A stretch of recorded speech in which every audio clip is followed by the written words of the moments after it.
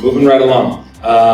My privilege to introduce the co-chairs of the Clements Committee. And first, Rick Ramers, former Secretary of Wisconsin, former Director of Colorado Department of Corrections, and as you know, very, very close to this issue.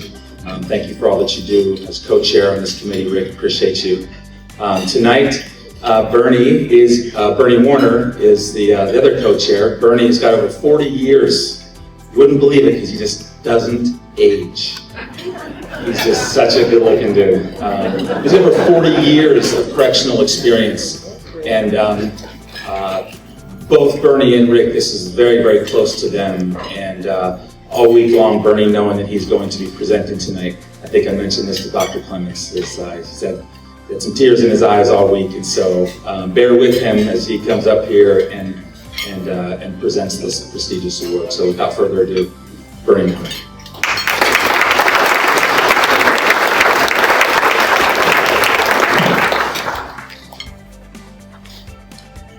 Thank you, Kevin. Appreciate it. On behalf of Rick Ramish and the committee, it truly is my honor to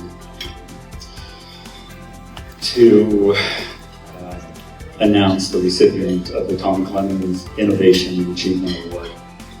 It's an honor not only because of the remarkable man that Tom was, but also because I have the privilege of working for several years with a recipient. And I just can't think of a person who is more deserving. So that makes it particularly exciting for me. We are also joined here tonight by Dr. Lisa Clements and her daughter Rachel. I'll have them up shortly and make some comments. But Lisa, I just appreciate every year that you come and you remind us of who Tom was and why we're recognizing him for this award. So thank you very much for your courage to do that.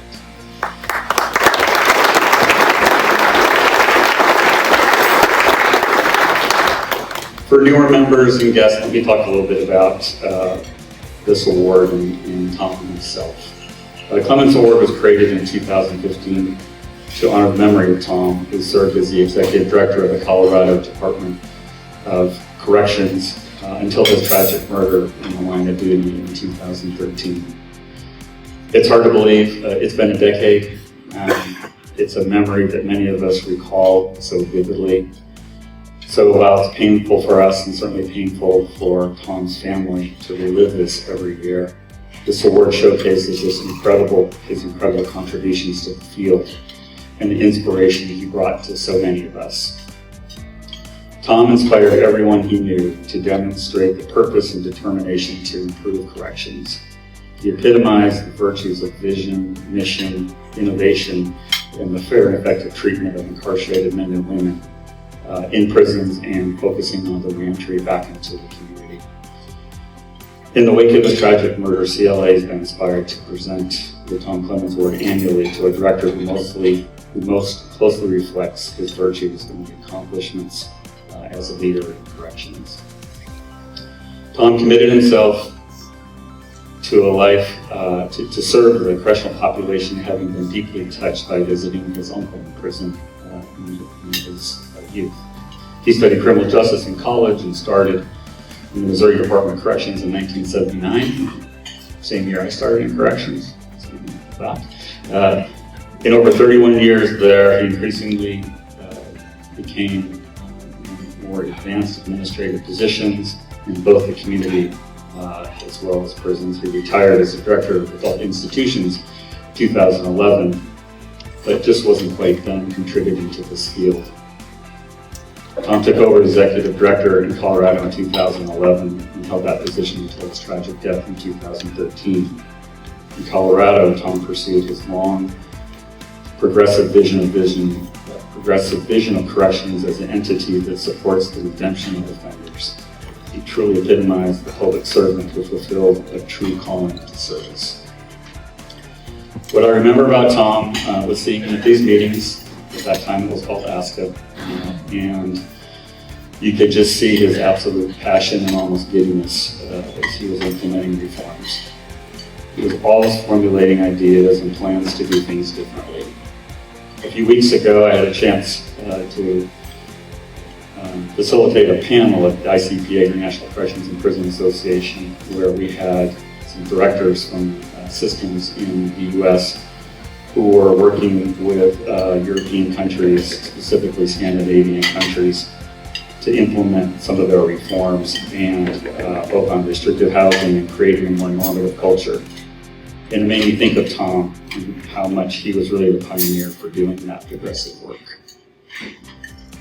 He just was an amazing individual, was just a human being, and had so much passion for his work. So before I introduce our nominee, I'm going to ask Dr. Clements to come up and share some thoughts with us.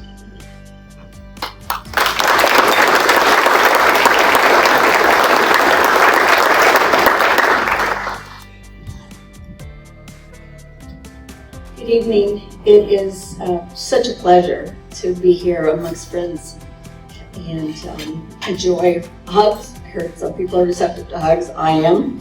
And to celebrate. So I think just now, we talked about 10 years. We are approaching the 10-year mark, and there was a time when I wondered about the 10 days and 10 weeks. And so as I was preparing for our family to accept this award tonight, I just want to thank Rachel for being here with me, and Sarah, who is not here with me and who's home with her 18-month-old who is occupying her days and nights. I wanted to talk about an experience that I've had in the last month. So the governor's office has hired a documentary filmmaker to produce a short film about Tom for an award that they give around innovation, ironically. And so the filmmaker came to meet with me, and it's the first interview that I have given in a long time. So as he wanted materials and he wanted to have some context, and so I spent weeks going through just a snippet of the kind of media that occurred from March the 19th and forward. And in doing that work, I realized that there's this constant focus about Tom's death and very little about his life. And I wanted to do more to talk about the life that he lived. And doing that helped me think about our days together. So, Bernie, when you said he started in '79, as did you, I met Tom in the laundry room, ironically. And after having spent the semester, I think I've shared with you all before, in my juvenile delinquency class, we were sociology majors. And I just want to talk about what I didn't know. So I didn't know that 16,389 days later, when I met this really hunk in the laundry room, that I'd be standing here talking in his absence and accepting this award on his behalf. Because then when you're in college and you're dreaming and you're talking about all you're going to do with your life, and ours was opening a men's halfway house together, the world is open to you, and you think you have all the time in the world to fulfill those dreams. And you forget to take each one is just as a single moment that could change someone's life.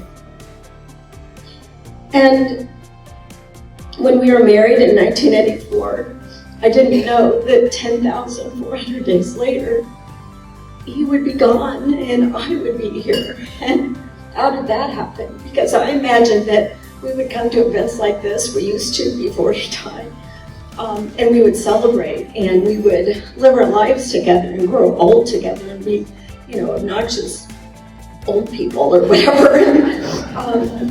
And I had no sense of what that would look like. And I didn't know that 12,351 days from that day that Tom would be assassinated in our home and died. and my arms hung the stairs.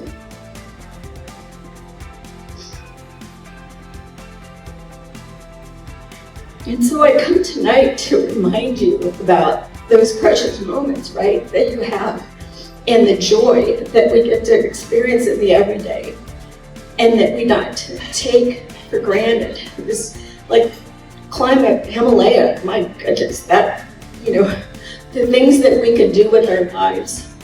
And when we started the Clements Initiative last January, I tried to think about what would my role be? What do I have to offer? What could I do to follow in Tom's footsteps? And I was sharing with Kevin earlier that I think the thing that I have to offer is a reminder about the power of the work that you do every day. Not when you get some award, not when you have an amazing thing and legislators come and visit. I'm so glad that you're here, by the way. No offense intended. But when people come and visit, it's a big thing and you're showcasing what you're doing, that it's the everyday that is making the profound difference and the projection into people's lives, people's families, their homes, my home. And when we started last year, I think we had some ideas about what we wanted to do. This year we got to visit Pennsylvania, and I don't know if you're here, but we got to see little Scandinavia in a different way of interacting with offenders, in a different way of allowing privilege and respect in a very different way inside prison. And secondly, to Maine, and had an incredible couple of days looking at the Maine model, as they're being called. And I'm sorry, Commissioner Liberty isn't here. I owe him such a debt of gratitude. As we walked through those walls, or those halls, I felt like I was walking beside Tom, because the dream of doing things differently, of preparing men and women for what happens outside of prison, was so vivid every day. I couldn't sleep. I was deliriously tired because I was so excited to see this work that's happening. And I know in all of your world, this is happening far more than I can say.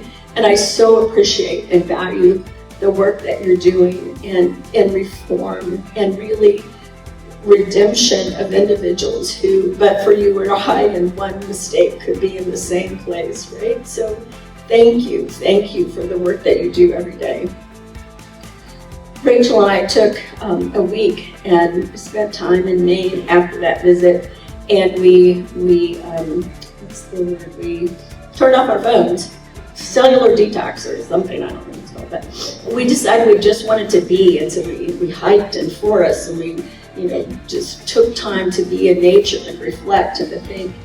And during that time, I thought about the work that the people in this room and your staff do every day, and your families at home who are waiting for you and praying for you and dreaming with you and hoping with you, the work that they're doing to support you in all that you do. And I heard a song that I thought captured so very well what I want you to know. I'm a musician, but I'm a pianist, I'm not a singer, so don't worry, I'm not going to sing to you. But this song captures a place that we love as a family and that we love to vacation in. And the islands all start with Saints, and you might know the Virgin Islands, and there and the British Virgins, and how much we love the place. And I just wanted to give this to you as our reminder when you leave today that this is really what it's all about.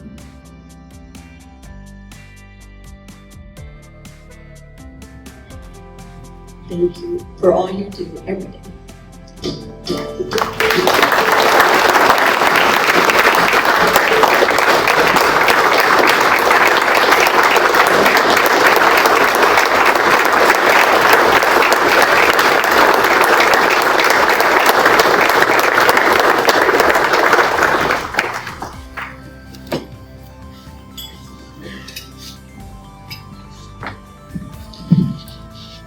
Again, thank you, Dr. Clements, for for really opening your heart and sharing with all of us who Tom is.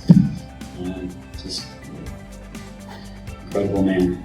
And he did so much in our field, but just his heart touched all of us. So thank you for coming. I'm supposed to follow that. That's difficult. The best way to honor Tom is to share the commonalities to this year's awardee. I can't think of a person who embodies the heart and soul of Tom Clements more than the recipient this year. As his governor, or should I say former governor, stated in his nomination letter, and I quote, "During the nearly 8 years with the Nebraska Department of Correctional Services, Scott Frakes has been an outstanding and innovative leader. I recruited him to transfer the agency at a time when the department needed revitalization and new direction, and he excelled in meeting the needs of incarcerated individuals, ensuring public safety, and creating a culture of continuous improvement." Prior to becoming the director of Nebraska, Scott Frakes spent 32 years with the Washington Department of Corrections, rising through the ranks as a correctional officer starting in 1982 to become deputy director of prisons in 2012. As a uniform officer for 15 years, he was always interested in identifying methods for meaningful interactions with incarcerated men that initiated changes in their thinking and their behavior. These early experiences helped formulate a philosophy that Director Frakes used throughout his career, which is the quality of life inside a prison has a tremendous impact on behavior, engagement, and ultimately successful outcomes for those incarcerated when they return to the community. Very consistent with Tom. Scott demonstrated his hands-on approach in leading the agency early in his tenure in Nebraska. In so many ways, he personally engaged in the onboarding of over 700 new staff during his tenure by sharing his message at the Staff Training Academy. Consistent with one of Tom's key priorities, he started his focus on restricted housing in Washington State in 2012 and continued in Nebraska, reducing the population by 35%. Director Frakes is always focused on pathways to reentry. Under his leadership, he obtained funding for a vocational and life skills program to partner with community organizations providing medical, mental health, vocational skills, housing, etc. And since 2015, the agency has provided thousands of incarcerated men and women valuable services, all resulting in the continued reduction of recidivism in the state of Nebraska.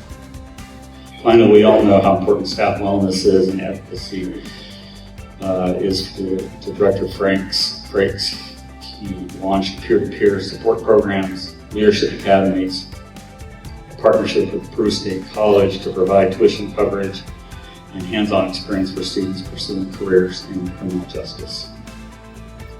I will close by sharing in 2010, the Washington Department of Corrections went through a tragic event no agency ever wants to experience, the murder of a correctional officer, Jamie Bendel, who was strangled in the prison chapel. Scott was a superintendent of that prison at the time, and I was the director of prisons. I saw firsthand Scott's true heart as he led the healing of so many devastated staff. It really defined who he was, and his leadership in the department was incredible. So like Tom Clements, Scott Frakes is a selfless leader, a humble man whose passion was to make a positive difference in people's lives, both incarcerated as well as the staff that worked for him. I can't think of a more deserving person to receive the Tom Clements Innovation Achievement Award from Scott. And we are all excited for him as he's retired after 8 incredible years and wish him all the best in his retirement. So please welcome Scott Frakes.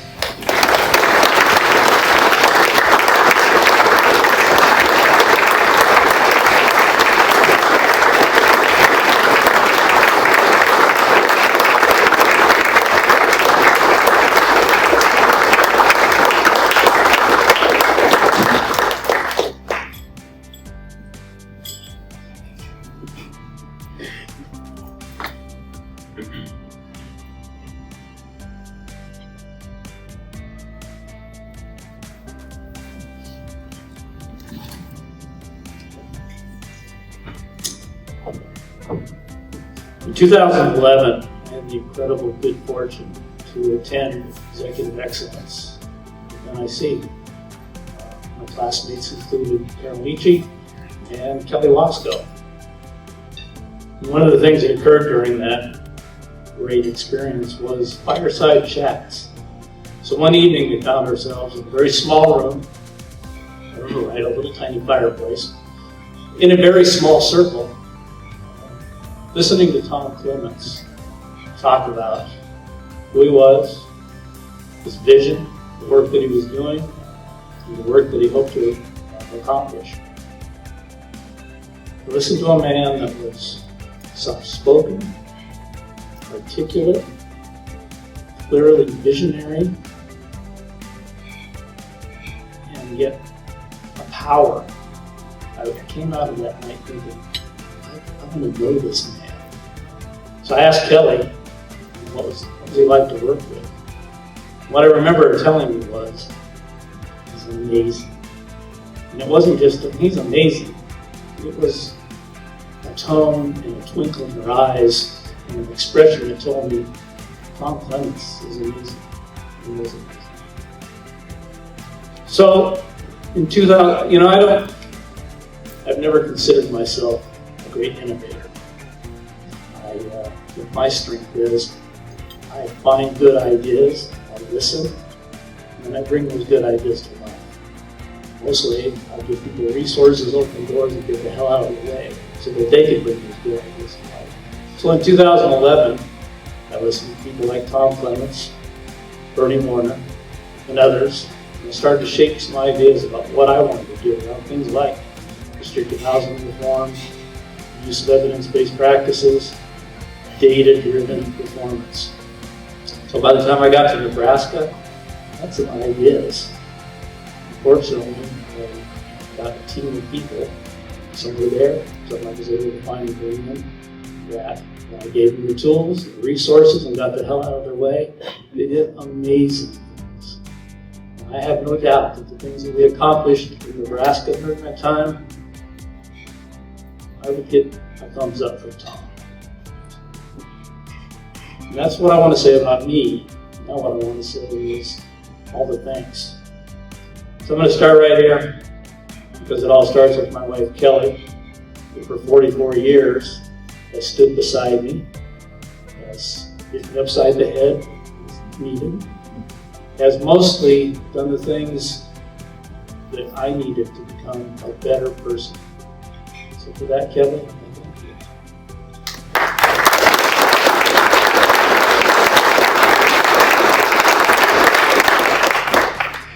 My teammates from Washington, which I'm still in touch with a lot of them, as well as all the teammates, friends, support that I had in Nebraska.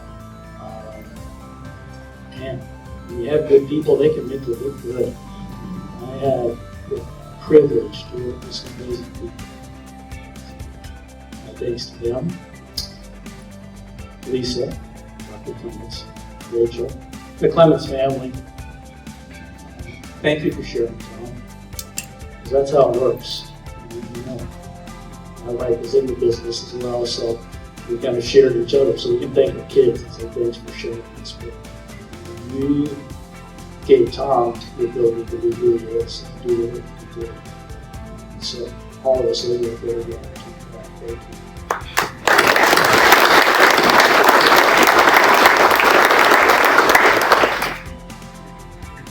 Bernie, to listen to you. Thank you for a lot of things. Thank you for his standing beside me at probably the most difficult time, providing the support I needed, giving me the space I needed, and helping me get through it.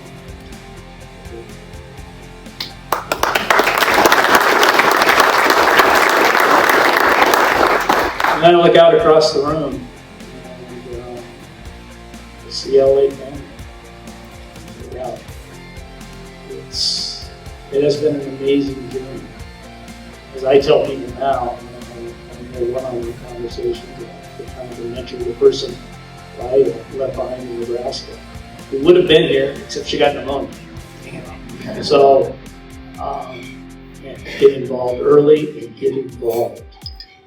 Once I finally figured out how important this connection was, that's probably the only regret I have during my 10 years of director, that I wasn't in this room from day one actively, no matter what the sacrifice it was to do. So thank you to every one of you. I think this organization, more than anything else, is what helps directors, secretaries, commissioners, whatever your title might be successful and survive. And with that, this is amazing. Thank you.